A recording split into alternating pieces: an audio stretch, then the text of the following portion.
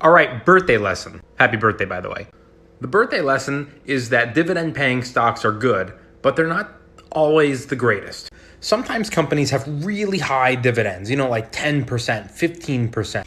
That should be suspicious to you. High dividends should make you a little worried. It's usually done as a tactic to lure traders in to boost up the value of the stock, and they're usually seen as unsustainable. 4 to 8% is a typical dividend. That's what you'd be likely to get from a company like AT&T or Verizon or one of those.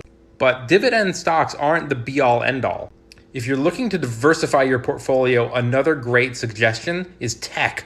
Tech might not pay a dividend, but what you lose in a 4 to 6% yearly dividend yield, you gain from monster growth. 10 years ago, Amazon was $130 a share. Today, it's around $2,400. Makes that 4% seem kind of meh. Dividend or growth? Why not both? You're 16, and in your previous comment, you saved up a bunch of money from working.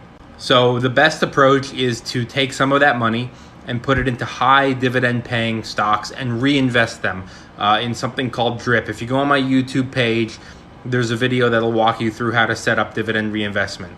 Since you're 16, that's super important. It's a great way that you can start building tremendous wealth now that will pay off way down the road. And since you're young, you can take some risks with some tech stocks or some new growth stocks that maybe don't pay a dividend, but what they could possibly return down the road could far exceed, anything you'd get from some 3 to 7% dividend a year. So I vote both. Good luck. Yeah, you can totally use them for both day trading and long-term investing. Here's what it looks like if you wanted to buy a position in Apple that you would hold for the long term. What I would do is I would look at a 3 and 6 month chart. So let's look at the 6 month chart for Apple. Here we have one breakout to the upside around $275 a share. And sure enough, it does go higher. But if you look at the relative strength index for the same period of time, it is overbought, which indicates that it might pull back.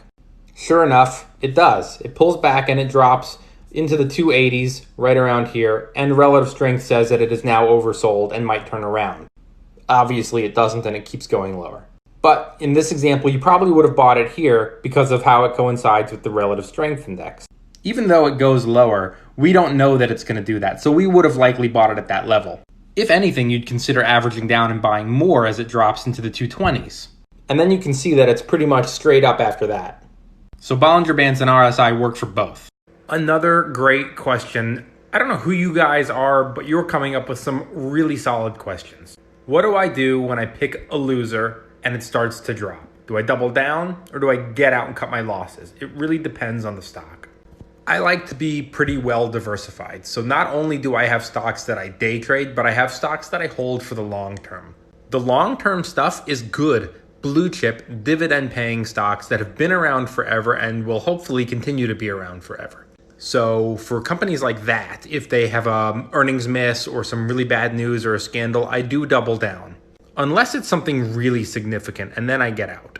But when it comes to the day trading stocks, which can be potentially a little more risky, I definitely cut my losses. I don't double down on them most of the time. But again, it really depends on the company. Lately, I've actually been day trading Microsoft. So if I'm wrong on that call, I do double down.